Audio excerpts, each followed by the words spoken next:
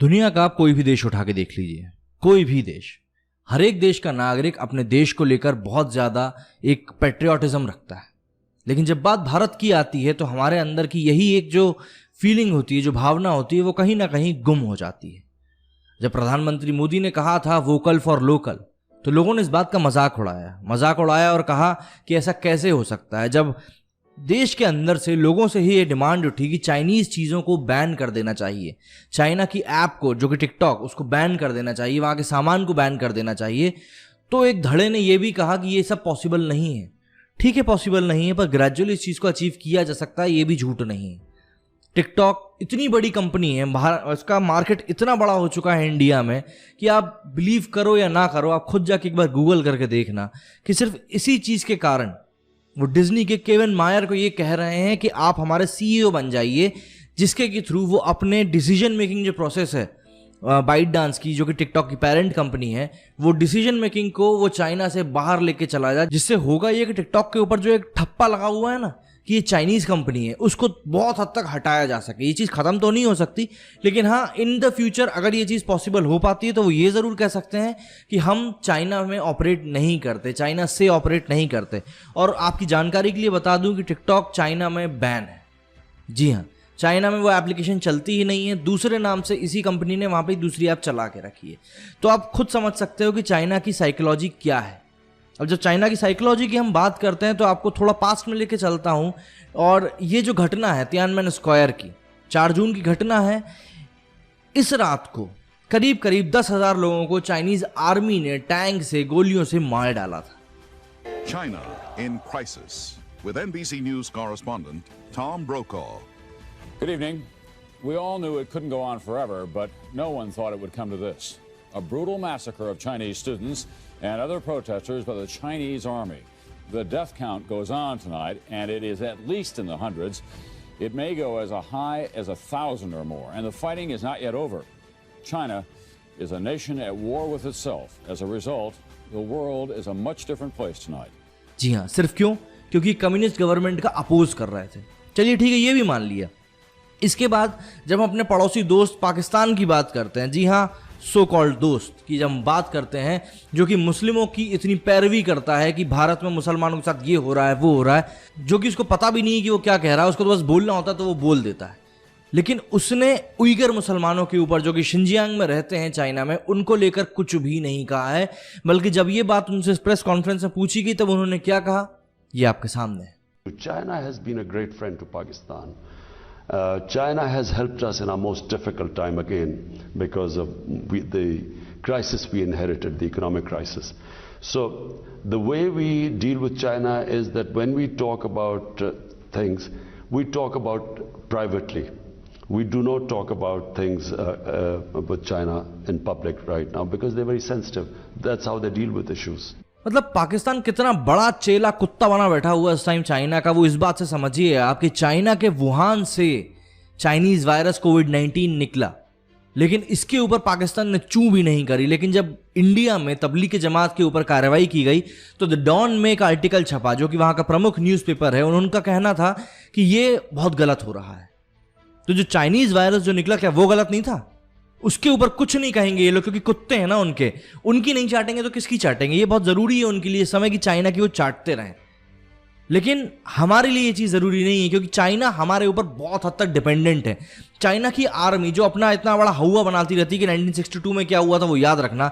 1962 के अगर वॉर को आप थोड़ा बहुत भी थोड़ा स्टडी करोगे कहीं पे भी जाके, तो आपको ये पता चल जाएगा कि आर्मी ने उस टाइम कोई तैयारी नहीं करी थी अरुणाचल प्रदेश में लड़ाई करने की, और चाइना ने एकदम से हमला बोल दिया था। ठीक है, ये हवा बहुत टाइम से उस टाइम बन रही थी, लेकिन चाइना पूरी तैयारी के साथ भारत पर टूट पड़ा था। और उस समय की आपको ये भी बात बता दूं कि चाइना के ऊपर इंडिया बहुत भरोसा करता था। जी हाँ, जिस वीटो पावर की बात होती है यूनाइटेड नेशन सिक्योरिटी काउंसिल में, वो उसको किसने दी थी? वो उसको दी थी हमारे पंडित जवाहरलाल नेहरू ने। उनका कहना था कि हमको ये पावर नहीं चाहिए, हम तो अभी अपने आंतरिक मामलों में ही लगे हुए हैं, आप चाहिए तो ये चाइना को उठा के ये पावर दे दीजिए, वो इसका भरपूर इस्तेमाल कर लें। जी हाँ, ये कहना था पंडित नेहरू का, जिसके कारण हम आज तक रो रहे हैं। Nehru India was offered the United Nations Security Council seat with the veto. in 1950, and Jawaharlal Nehru said, no, it belongs to China. Who is he? On behalf of the people of India, we were offered on the basis that India is a large country, is a democracy, is just overthrown colonialism, and out of admiration, the Americans offer you the seat which was vacated by China because it became communist. Communists didn't want to be at that time the UN,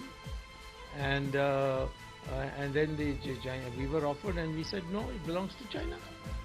We should persuade China to join.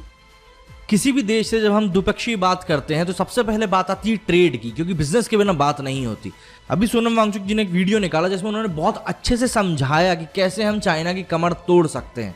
Trade deficit अगर हम दोनों देशों के बीच में 4 लाख करोड़ से ज्यादा का है, तो आप सोचिए कि अगर आप इसका आधा भी कम कर दें तो आप किस हद तक चाइना की इकोनॉमी को हिला सकते हैं। क्योंकि चाइना अभी जो कर रहा है ना, ऑस्ट्रेलिया से लड़ रहा है, जापान से लड़ रहा है, वियतनाम से उनकी बात चलती रहती है लड़ाई की, इंडिया से उसके पंगे चल रहे हैं, यूएस ने उसको बिल्कुल अलग थलग करके पटक दिया है कि हमको इनसे कोई संबंध ही नहीं रखना है। तो वो ये क्यों कर रहा है?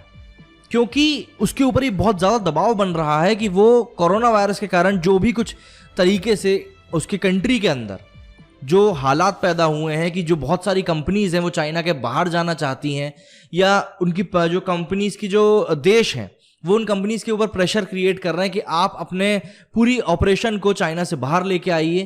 तो इसके कारण चाइना के अंदर बेरोजगारी का बहुत बड़ा एक डर पैदा हो रहा है, और ये डर उसकी गवर्नमेंट को हिला सकता है। ये बात चाइनीज बहुत अच्छे से जानते हैं, और इसीलिए वो ध्यान भटकाने के लिए क्या कर रहे हैं, दूसरे देशों से ऐसी हरकतें कर रहे हैं जिससे कि एक अपने अंदर उसकी जो जनता है उसके अंदर एक पैट्रियोटिज्म जागेगा कि नहीं, हमें हमारे देश के साथ खड़े रहना है। इसको इस बात से समझिए कि जब एक बच्चा परेशान होता है, जो बोल नहीं सकता, जब वो परेशान होता है, चिड़चिड़ा रहा होता है, तो वो क्या करता है, वो रोता है, हाथ पांव पटकता है। वही हालत अभी चाइना की, जब वो अंदर से परेशान है तो वो बाहर हाथ पांव पटक रहा है। और यही वो टाइम है जब पूरे देश को एक साथ मिल जाना चाहिए और चाइना के मुंह पे एक लात मार देनी चाहिए। जी हाँ, जैसे हमको पाकिस्तान से कोई फर्क नहीं पड़ता ना, वैसे हमको चाइना से भी कोई घंटा फर्क नहीं पड़ेगा।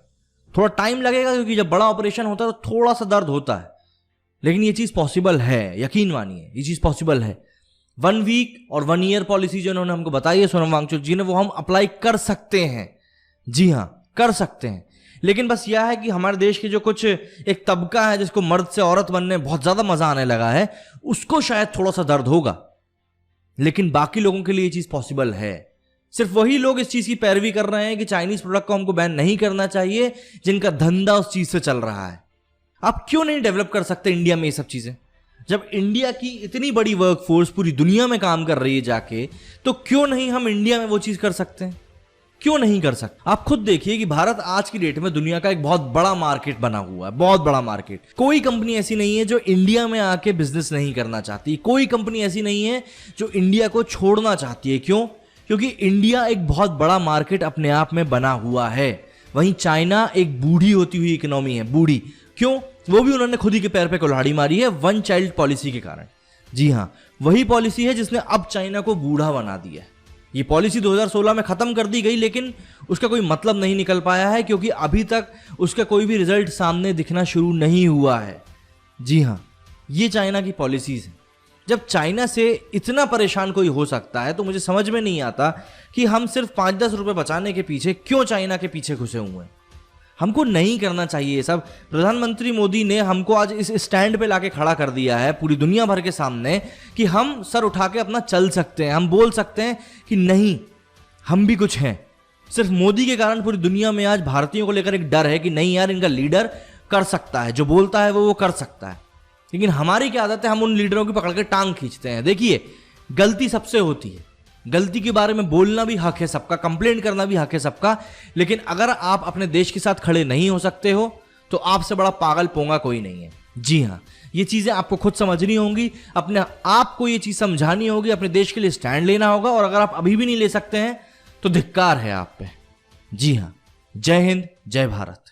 चीन के लिए अपनी जीडीपी और जो खुशहाली है उसे बढ़ाते रहना बहुत ही ज़रूरी है, और जिस दिन जीडीपी घट जाए वहाँ की जनता क्रांति के लिए तैयार है।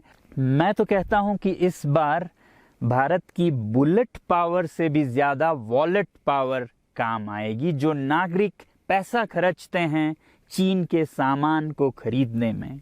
ज़रा सोचिए, हम आप भारतीय उद्योग को मारकर चीन से मूर्तियों से कपड़ों तक हर साल 5 लाख करोड़ के सामान खरीदते हैं और फिर यह पैसा आगे जाकर हमारे सीमा पर हथियार और बंदूक बनकर हमारे सैनिकों के मौत का कारण बन सकती हैं।